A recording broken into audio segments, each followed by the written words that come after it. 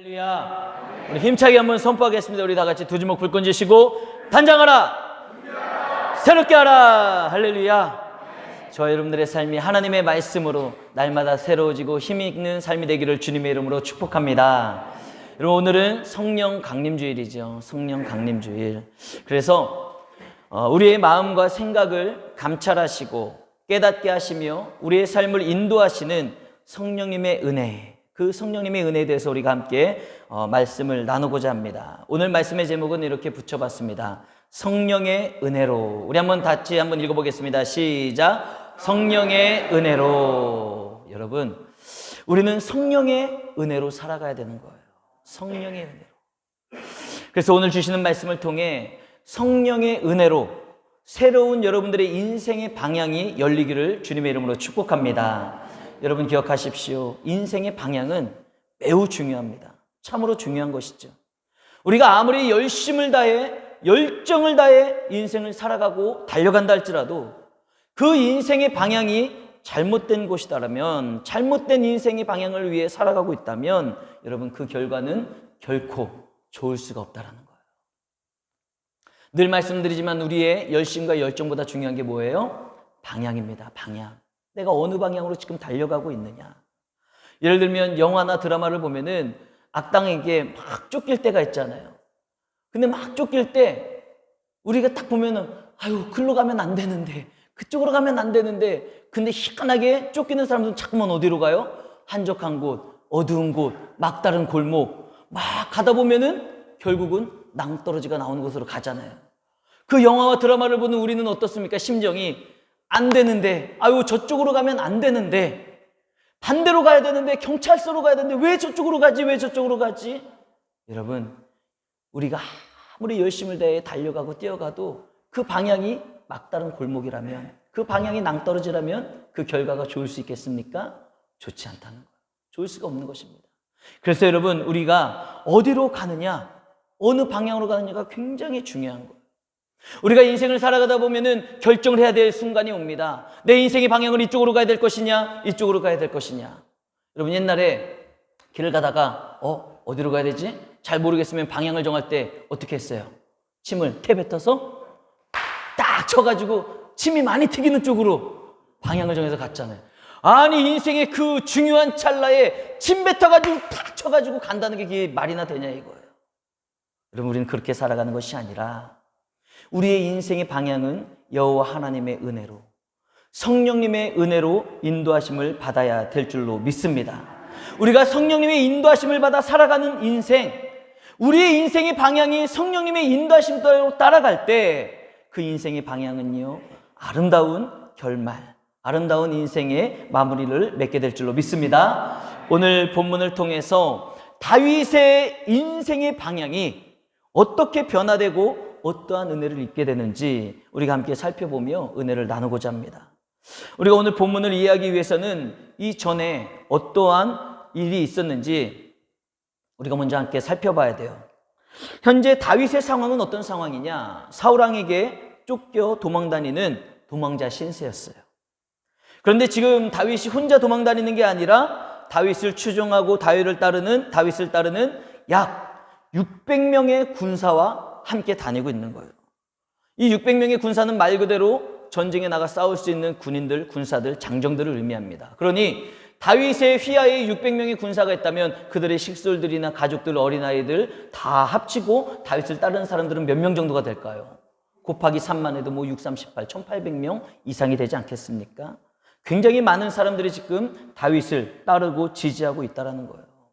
그런데 그 많은 인원들이 한 곳에 정착할 수가 없죠. 왜요? 사울왕이 자꾸만 죽이고자 쫓아다니잖아요. 그러니 한 곳에 정착할 수도 없습니다. 계속해서 떠돌아다녀야 되는 거예요. 그러니 얼마나 피곤하고 힘들고 위험한 인생을 살아가고 있겠습니까? 그 600명 이상의 추종자들을 데리고 살아가는 다윗의 삶, 그 가운데 가장 큰 어려움이 무엇일까요? 그렇죠. 사람이 사는 데는 의식주가 가장 중요합니다. 살아야 될 집이 있어야 돼요. 머리를 둘 공간이 있어야 됩니다. 그리고 옷을 입어야죠. 옷을 입어야지 살 수 있는 것 아니겠습니까? 그리고 먹어야 되는 거예요. 그런데 옷이랑 사는 것은 어때요? 옷은 그냥 그래도 하나 입으면 헤어질 때까지 계속 입고 다닐 수 있잖아요. 그리고 사는 것은 텐트만 있으면, 천막만 있으면 그냥 옮겨서 힘들지만 천막을 치고 살 수가 있어요. 그런데 먹는 것은 다르다는 거예요. 먹는 문제는 달라요. 먹는 것은 한 번 오늘 먹었다고, 배불리 먹었다고 그게 막 10년, 20년 가는 게 아니지 않습니까? 우리도 잘 알다시피 음식은 계속 먹어야 돼요. 아침도 먹고, 점심도 먹고, 저녁도 먹고, 어떤 분들은 야식도 먹고, 또 사이사이에 간식도 먹고 또 먹어야 되는 게 음식 아니겠냐 이거예요. 그런데 여러분 생각해 보십시오. 이 먹을거리를 매일매일 해결한다는 것, 그것도 내 하나 입만 책임지는 것이 아니라 추종하는 600명 이상의 그 수많은 사람들이 매일과 같이 먹어야 된다는 것, 여러분 그 문제를 해결하는 게 얼마나 힘들고 어렵은 일이겠냐 이거예요. 여러분 우리 여전대 여러분들 요즘 중식 안 해서 편하시죠? 편하시잖아요. 이 우리 한 5, 60명 먹는 중식을 준비하는 것도 여러분 얼마나 힘들고 어려워요. 장 봐야지, 음식 해야지, 미리 준비해야지. 그런데 최소한 600명에서 많으면 막 2000명 이상이 되는 사람들이 매일 아침, 점심, 하루에 2끼만 먹는다 해도 그 수많은 사람들을 먹이는 것이 얼마나 힘들고 고달픈 일이겠냐 이거예요. 도망자 신세. 그러던 어느 날 나발이라는 엄청난 부자가 있었어요. 그 엄청난 부자가 이제 양털을 깎는다라는 소식을 다윗이 듣게 됩니다. 여러분 그 당시에는요, 이 성경시대 이 당시에는 부자가 양털을 깎는 날은 어떤 날이냐? 큰 축제일이라고 보면 되는 거예요. 그냥 양털 깎는 게 아니라 그 수많은 양들의 털을 깎으면서 부를 축적하고 수입을 얻을 수 있는 날이기 때문에 굉장히 큰 축제일이었습니다. 그래서 다윗이 이제 부하 10명을 나발에게 보내는 거예요. 나발에게 보내면서 이제 먹을 것을 청하게 됩니다. 다윗의 부하들은 이제 나발에게 가서 다윗이 시킨 그대로 아주 정중하게 인사를 하고 이렇게 이야기를 하죠. 당신의 양치기들이 들에 있을 때에 우리가 그들을 해치지 않았을 뿐만 아니라 오히려 도적대들로부터 당신의 그 모든 양들과 종들을 우리가 돌보고 지켜줬습니다. 그러니 우리에게 좀 은혜를 베풀어서 먹을 것을 좀 나눠주십시오. 이렇게 이야기를 했습니다. 그러나 나발은요, 그 다윗의 소년들이 와서 청하는 그 이야기를 듣고서 어떻게 합니까? 거절하는 거예요. 거절하는 겁니다. 은혜를 베풀지 않았어요. 음식을 주지 않았습니다. 오히려 다윗을 향해서 뭐라고 이야기합니까? 사울왕을 배신하고 도망치는 못된 놈, 못된 종, 이런 식으로 비아냥거리고 말았습니다.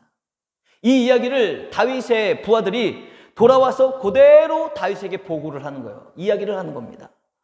다윗이 어떻게 했을까요? 그 이야기를 듣고 열받았어요. 그 이야기를 들은 다윗이 얼마나 화딱지가 났는지 막 우라통이 터져 올라오는 거예요. 눈에선 그냥 막 살기가 등등하고 막 실핏줄이 막 터지면서 화가 났겠죠. 그 이야기를 들으면 얼마나 화가 났겠습니까? 그래서 다윗이 그 이야기를 듣자마자 당장 뭐라고 이야기합니까? 그 따르는 600명의 군사들에게 야! 다 칼차, 칼 들어! 연장 들어! 가자. 칼을 차라고 명령하고 이제 그들을 끌고 나발을 치러 출정을 합니다.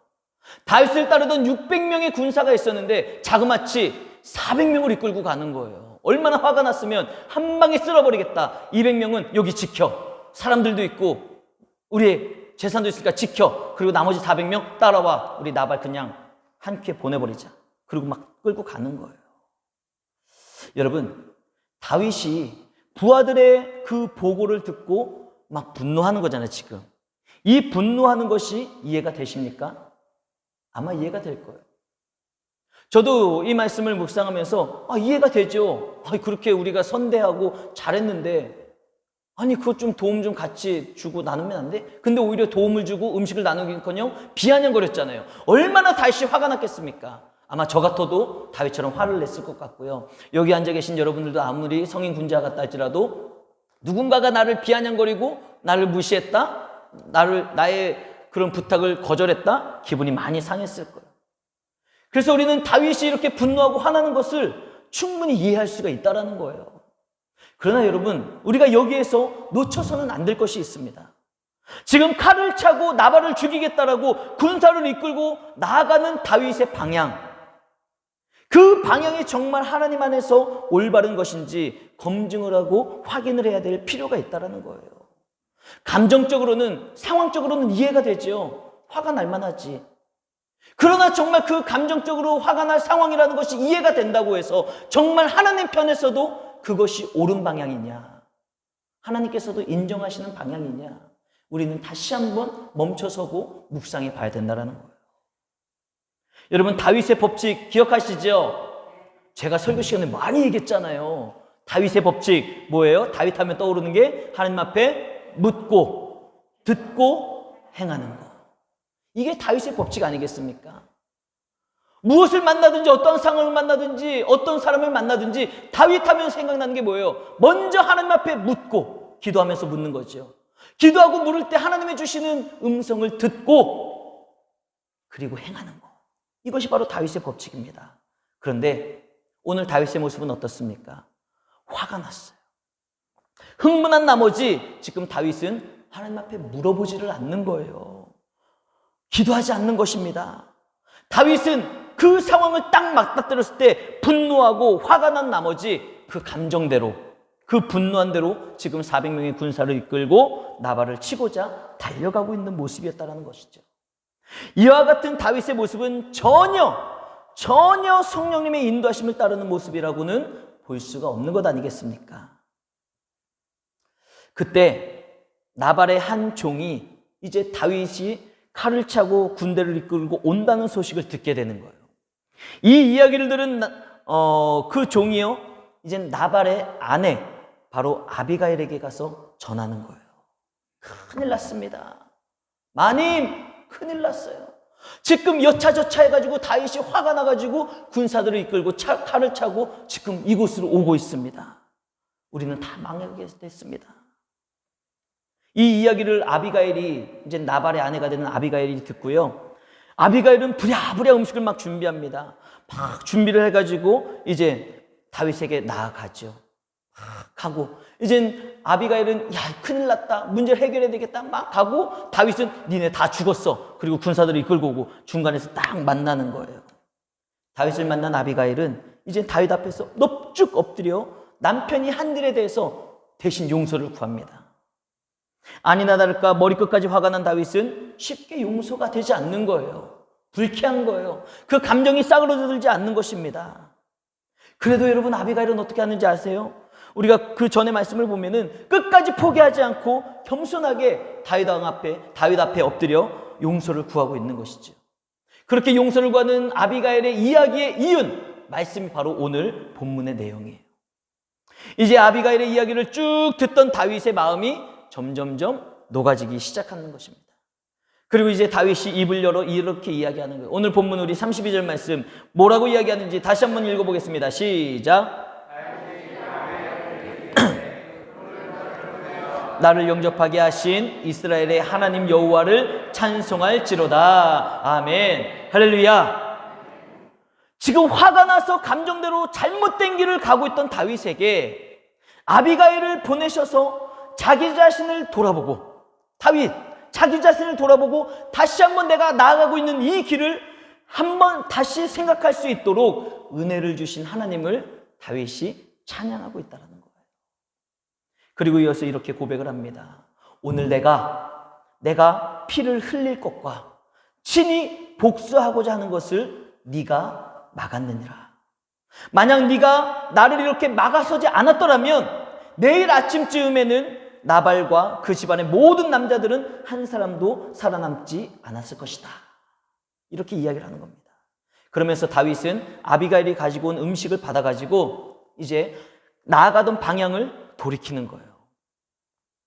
칼을 차고 나발의 그 모든 사람들을 죽이고자 나아가던 방향을 아비가일을 만나고 아비가일을 통해 하나님의 음성을 듣고 깨달은 다윗이 그 음식을 받아들고 방향을 쫙 돌려서 다시 진영으로 돌아가는 것 아니겠습니까? 여러분, 오늘 다윗은 자칫 잘못하면은 인생에 커다란 오점을 남길 뿐만 아니라 오늘날 우리가 알고 있는 위대한 다윗이 아닌 어리석은 다윗으로 영원히 기억될 수도 있는 너무너무나도 중요한 위기를 만났던 것이죠. 여러분 기억하십시오. 다윗의 인생의 방향이 그 분노대로 그 감정에 휩싸여서 잘못된 길로 가고 있었지만 그는 하나님의 은혜로 아비가일을 만나게 하시고 아비가일을 통해 깨닫게 하시고 인생의 방향이 바뀌었다는 것을 우리는 볼 수 있는 거예요. 사랑하는 성도 여러분, 이제 우리의 인생의 방향을 돌아볼 때야 돼. 다윗의 인생의 방향이 그렇게 바뀌었던 것을 보면서 이제 그렇다면 나의 인생의 방향은 어떠한가? 우리의 인생의 방향을 돌아볼 때가 된 것이죠. 여러분 생각해 보십시오. 우리도 다윗처럼 감정에 휩싸여서 여러분들의 인생이 잘못된 방향으로 나아가고 있지는 않습니까? 구부러지고 꼬인 마음으로 계속해서 그 방향으로 가고 있지는 않냐 이거예요. 때로는 세상적인 가치관에 휩싸여서 성공만을 바라보며 잘못된 인생의 방향으로 가고 있지는 않습니까? 지금 내가 걸어가고 있는 이 인생의 방향이 올바른 것인지 그렇지 못한 것인지 판단하는 기준이 있어야 되지 않겠어요? 여러분들이 지금 걸어가며 살아가고 있는, 추구하며 나아가고 있는 그 인생의 방향이 도대체 이게 제대로 된 것인지 옳은 것인지 그릇된 것인지 잘못된 것인지 우리는 확인할 수 있어야 된다는 거예요. 그 판단의 기준이 무엇이겠습니까? 여러분 잘 들어보십시오.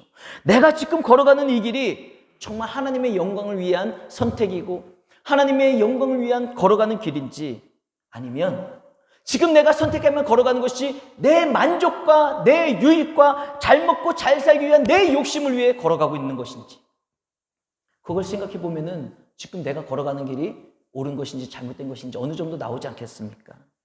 또한 내가 걸어가는 이 길이 내가 진짜 하나님 앞에 기도하고 하나님이 주신 응답 가운데 걸어가고 있는 길인지 아니면 다윗처럼 묻지도 않고 기도하지도 않고 그냥 내가 결정해서 걸어가고 있는 것인지 그 부분을 살펴보면 지금 여러분들이 제대로 된 길을 걸어가고 있는지를 알 수 있을 것이다라는 거예요.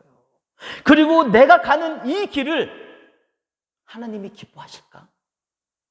걸어가는 이 길을 하나님이 과연 기뻐하실까? 아니면 내가 걸어가는 이 인생의 길을 하나님이 보시고 성령님이 탄식하실까? 그것을 묵상해 보면 지금 내 자신이 걸어가고 있는 길이 잘못된 것인지 아니면 옳은 것인지를 알 수 있다는 거예요.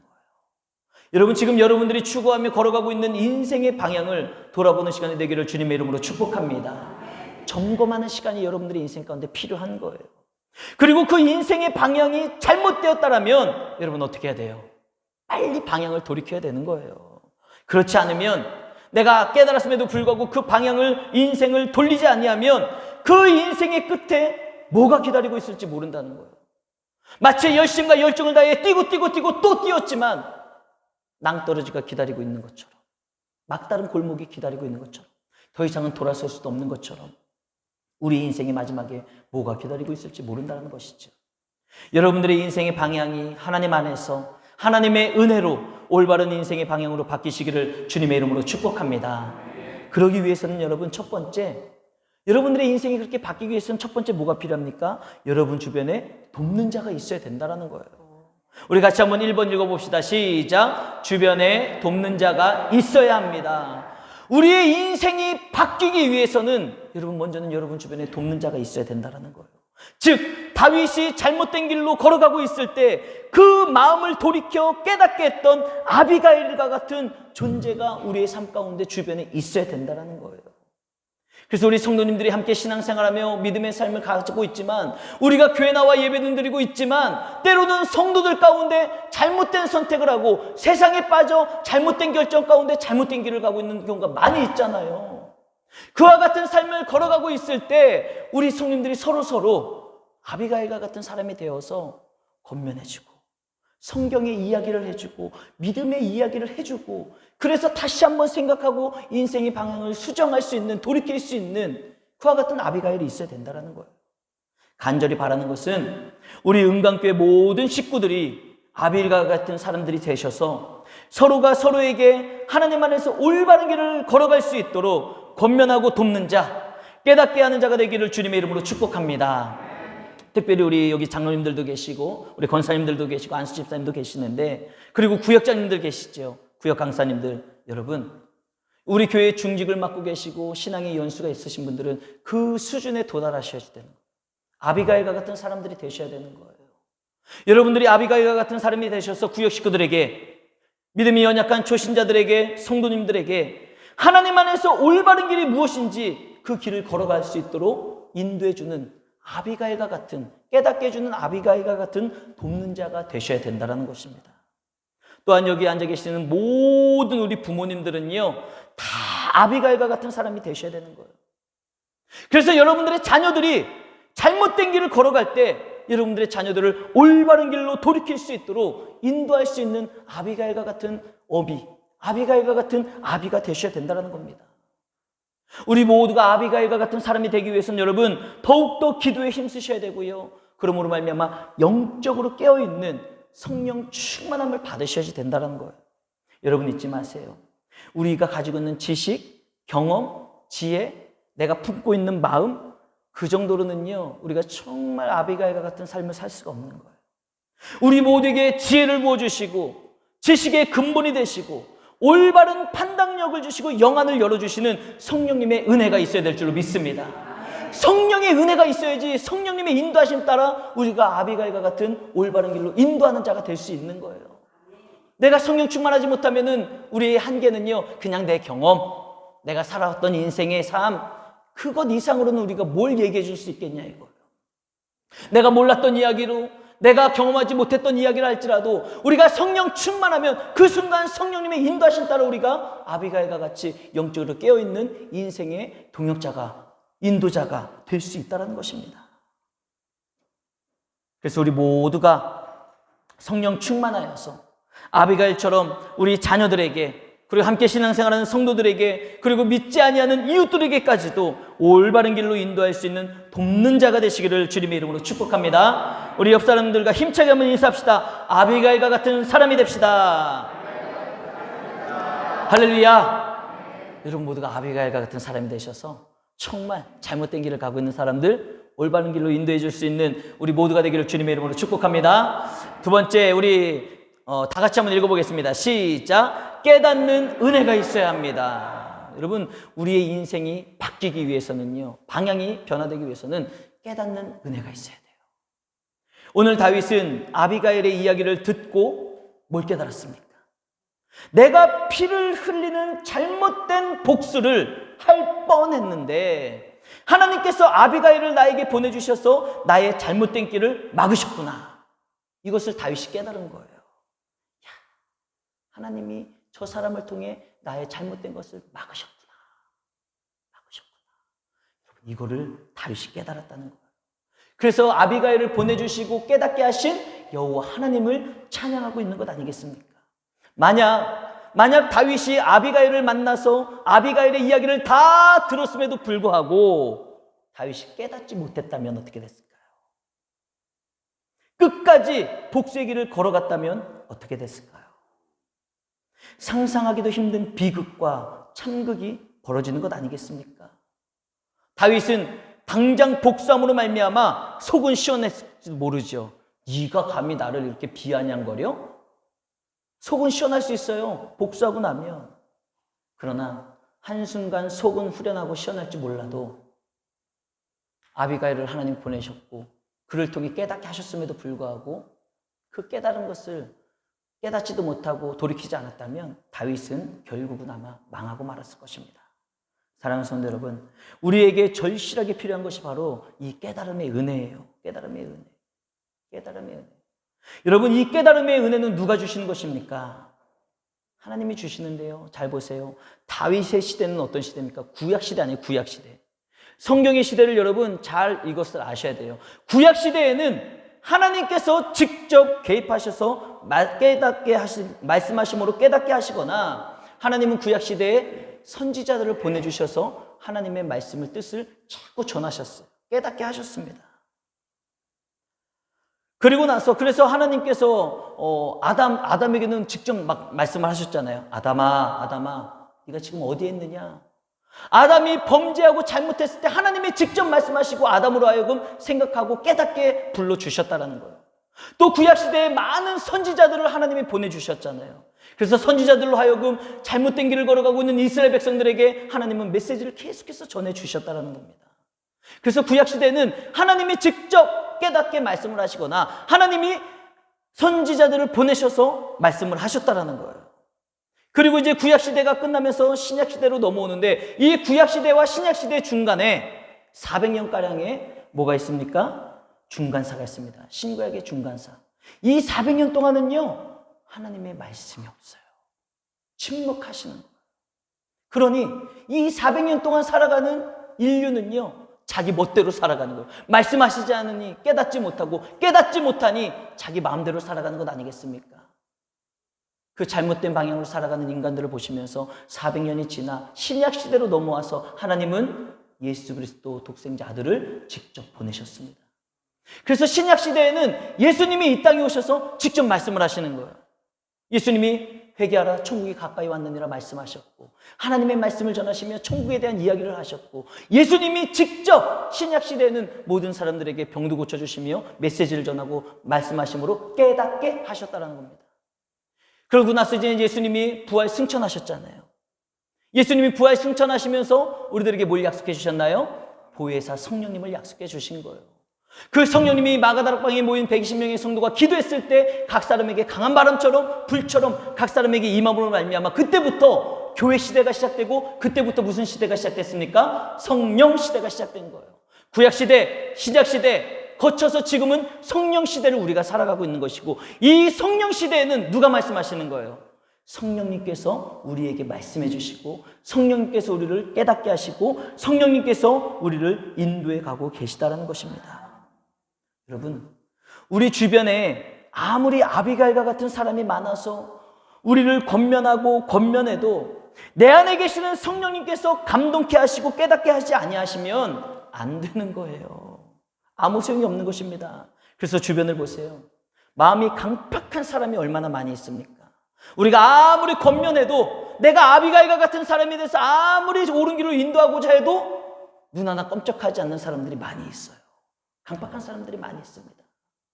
우리는 자나깨나 아비가일과 같은 삶을 살아가는 게 우리의 사명이지만, 그 사명을 이루시는 분은 누구예요? 성령님께서 깨닫게 하시고 성령님께서 인도해 주셔야 될 줄로 믿습니다.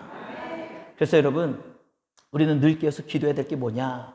하나님, 제가 지금 걸어가고 있는 인생의 방향이 혹시라도 잘못된 길은 아닌지 사람을 통해, 환경을 통해서 말씀해 주시고 깨닫게 하시는 성령의 은혜를 부어 주시옵소서. 할렐루야. 우리가 이 은혜를 구해야 되는 거예요. 하나님, 성령님께서 말씀해 주시기를 원합니다. 아비가일과 같은 사람을 보내주셔서 말씀해 주시든지, 환경과 상황을 통해서 말씀해 주시든지 제가 깨닫기를 원합니다. 제가 걸어가고 있는 이 길이 옳은 것인지 잘못된 것인지 하나님 깨닫는 은혜를 부어 주시옵소서. 우리가 그렇게 깨어 기도할 때 성령님께서 그런 기도에 응답하시고 성령의 깨달음의 은혜를 우리에게 부어 주실 줄로 믿습니다. 그래서 우리가 정말 삶이 바뀌기 위해서는 성령님으로 인한 깨달음의 역사가 있어야 돼요. 깨달음의 역사. 우리 한번 따라하겠습니다. 힘차게 따라합시다. 하나님, 깨닫게 하시는 성령의 은혜를 주옵소서. 깨닫게 하시는 성령의 은혜를 주옵소서. 할렐루야. 여러분, 이 말씀을 잊지 마시고 정말 하나님 앞에 깨닫게 하시는 성령님의 은혜를 구할 수 있는 믿음의 성도들 되시기를 주님의 이름으로 축복합니다. 마지막 세 번째, 여러분, 돌아서는 결단이 있어야 되는 거예요. 우리 다 같이 한번 읽어봅시다. 시작. 돌아서는 결단이 있어야 합니다. 여러분, 이게 우리의 삶의 변화, 우리의 삶의 결단, 행동이 있어야 된다는 말씀 아니겠습니까? 오늘 다윗은 아비가일의 이야기를 듣고 하나님의 말씀이라는 것을 깨달았고, 그 자리에서 깨닫자마자 어떻게 하는 거예요? 돌이키는 거예요. 삶의 방향을 바꾸는 것입니다. 사랑하는 성도 여러분, 여러분들이 가던 길이 하나님 안에서 잘못된 길이라는 것을 성령님께서 느끼게 하시고 알게 하심으로 깨달았다면 더 이상은 미련을 두거나 아쉬워해서는 안 된다는 거예요. 과감하게 깔끔하게 결단하고 뒤돌아서는 인생의 방향을 바꾸시는 은혜가 있어야 된다는 겁니다. 예를 들어서 누군가를 우리가 막 미워하면서 살아가고 있던 것, 근데 내가 저 사람을 미워하는 것이 잘못된 것이었구나, 이것을 내가 깨달았다면 그 미워하던 마음을 멈추시고 돌아서셔야 된다는 거예요. 더 이상 미련을 두고 멈칫하면 안 된다는 겁니다. 그런데 우리가 누군가를 미워하다가 깨닫긴 깨달아요. 옆에서 얘기해줘. 아유, 그래도 그러지 마. 마음을 이쁘게 먹어야지. 우리 예수 믿는 사람들이잖아. 우리가 십자가의 사랑으로 구원받았잖아. 미워하지 말고 우리 용서하자. 아비가일과 같은 사람이 그렇게 권면을 합니다. 듣고 나니까 그런 것도 같아. 내가 이제 용서해야지. 그 다음에 뭐가 필요한 거예요? 실제로 용서하고 깨닫고 돌아서는 게 필요해야 된다. 근데 멈칫멈칫하면서 뭐라고 했어요? 자꾸만 자기 합리화를 하는 거예요. 그래도 저 사람이 저렇게 했으니까 내가 미워하는 것은 괜찮은 거 아니야? 당연한 거 아니야? 그렇지 않다는 거예요. 깨달음이 있다면 여러분 돌이키는 삶의 방향이 바뀌어야 된다는 것입니다. 또한 여러분들이 하시는 만약에 사업과 직장생활의 모습에서 정직하지 못하게 살아가고 세상적인 방법으로 살아가고 있었던 것을 깨달았다면 여러분 빨리 돌이키셔야 되는 거예요. 여러분들이 아무리 열심히 일을 해서 돈을 벌고 아무리 사업을 열심히 해가지고 돈을 벌어도 이상하게 남는 게 없고 어디론가 자꾸만 술술 다 빠져나가고 있다면 하나님께서 좀 깨달으라고 사인을 주시는 것 아니겠습니까? 여러분 우리는 완전 망에 자빠지기 전에 돌아서야 된다는 거예요. 그리고 하나님 안에서 하나님의 방법으로 내가 정직하게 살겠습니다. 하나님의 방법으로 일하겠습니다. 하나님의 방법으로 직장생활하고 하나님의 방법으로 사업하겠습니다. 이와 같은 믿음의 결단과 함께 돌아서는 은혜가 있기를 주님의 이름으로 축복합니다. 그러면 여러분 하나님이 책임져 주시지 않겠어요? 내가 삶의 방향을 바꾸고 하나님 안에서 살겠노라 선포하고 나아가는데 그런 인생을 하나님이 도우시지 않겠냐 이거예요. 여러분들에게 그 은혜가 있기를 주님의 이름으로 축복합니다. 내가 삶을 결단하고 바뀔 때 살아계시 역사하시는 하나님이 도우실 것이다라는 그 확신과 믿음 가운데 살아가기를 주님의 이름으로 축복합니다. 그리고 여러분들이 살아가는 세상의 쾌락을 쫓던 그 모든 길이 나를 망하게 하는 잘못된 길이었구나를 깨달았다면 그 세상의 유혹이었다는 것을 깨달았다면 여러분 빨리 그 세상의 쾌락에서 돌이키셔야지 된다는 거예요. 예를 들면 우리가 세상의 쾌락을 쫓아가는 삶이 얼마나 많이 있습니까? 산악회, 술자리, 여행 모임, 동창 모임, 친구들 개 모임 얼마나 우리가 가고 먹고 마시고 놀 때가 많이 있어요. 그런데 그 많은 곳들을 우리가 따라다니다 보면 점점 그로 인해서 하나님과 멀어지는 삶을 살아갈 수밖에 없는 것 아니겠습니까? 내 몸도 하나요, 시간도 한정되어 있고 에너지도 한정되어 있다면 그 시간과 몸과 에너지를 세상의 쾌락을 위해 사람들을 만나는 것을 위해 쓰다 보면 자동적으로 하나님과는 멀어지게 돼 있는 거예요. 그런데 그렇게 세상의 쾌락을 쫓아 살다가 어느 순간 이와 같은 모임들이 이와 같은 자리들이 나로 하여금 하나님으로부터 멀어지게 하는 것이구나. 이것을 깨달았다면 여러분 돌아서셔야 된다는 거예요. 세상의 모임을 세상의 쾌락을 끊을 수 있어야 된다는 거예요. 사랑하는 성도 여러분, 우리는 하나님 안에서의 기쁨과 행복을 찾아야 되는 거룩한 주의 자녀라는 것을 잊지 마시길 바랍니다. 에덴 동산에서 아담과 하와가 거닐 때요, 그곳에서 하나님과 동행하며 거닐었다라고 성경이 말하고 있지 않습니까? 여러분 생각해 보세요. 에덴 동산에서 아담과 하와가 거닐 때 사실 뭐가 재미가 있었겠어요? 물고기들, 동물들, 나무 과일 열매 따먹고 별거 없어요. 그러나 별거 없는 것 같아도 그 에덴 동산에서 하나님과 거닐 때가 가장 행복한 때라는 거예요. 하나님의 보호하심이 있고 하나님의 은혜가 있기 때문에 가장 행복한 때가 있다는 거예요. 그런데 에덴 동산에서 살던 그 행복과 즐거움을 하나님 안에서 찾아야 되는데 내가 하나님보다 높아지려고 하고 내가 하나님보다 더 눈이 밝아지려고 선악과를 따먹는 순간 그들의 인생은 하나님과 결별되고 나니 그들의 인생은 참으로 고달프고 힘든 인생으로 추락하는 것 아니겠습니까?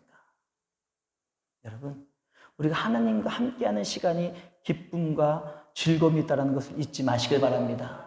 여러분들이 세상적으로 막 돌아다니고 놀고 만나고 먹고 마시지 않아도 하나님과 동행하는 인생 가운데 하나님이 주시는 만족이 있고 하나님이 주시는 평안이 있고 하나님의 은혜가 있게 될 줄로 믿습니다.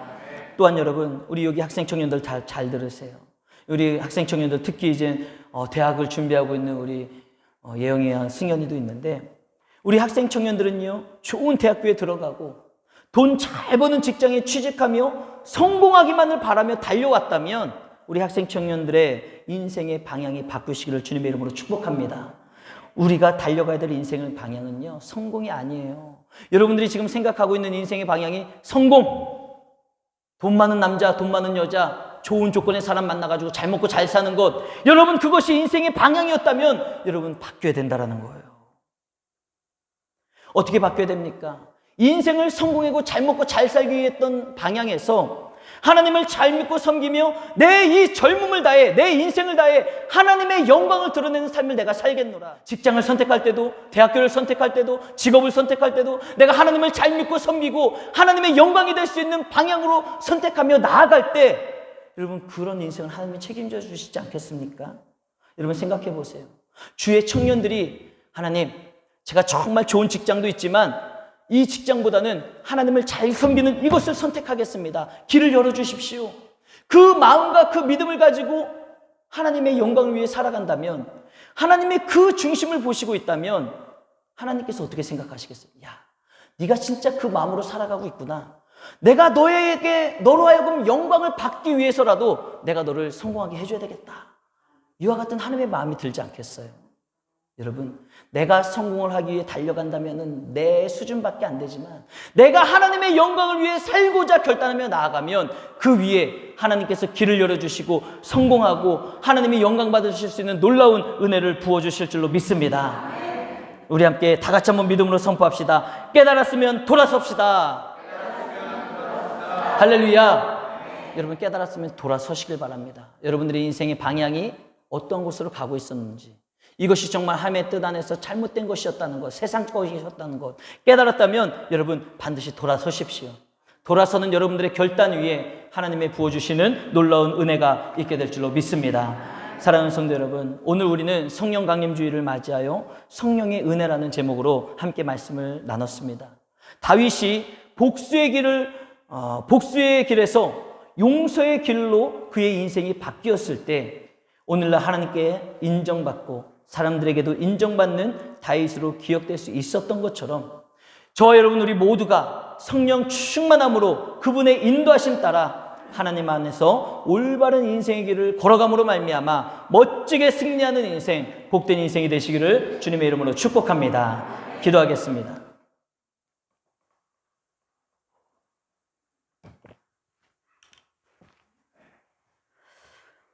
사랑과 은혜가 충만하신 하나님 아버지, 주님의 은혜 감사드립니다. 오늘 성령 강림주의를 맞이하여 다윗의 인생의 방향을 바뀌는 모습